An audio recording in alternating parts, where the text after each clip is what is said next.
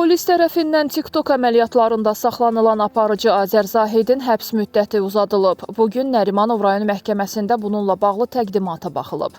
Hakim Gültəkin Əsədovanın sədrliyi ilə keçirilən prosesdə Azər Zahid barəsində həbs qətimkan tədbirinin 3 ay müddətinə uzadılması barədə qərar çıxarılıb. Qeyd edək ki, ötən ilin dekabr ayında Daxili İşlər Nazirliyinin kiber cinayətkarlıqla mübarizə baş idarəsində Azər Zahid və digər şəxslərə qarşı cinayət yolu ilə əldə edilmiş pul vəsaitlərini leqallaşdırma, internetdə onlayn qumar oyunları təşkil etmə maddələri ilə cinayət işi başlanıb. Cinayət işi üzrə həmin əməllərdə təqsirli olan Azər Zahid və onun köməkçisi Rövşən Təhməzov, Emin və Rəşad Abdullayev qardaşları həbs ediliblər.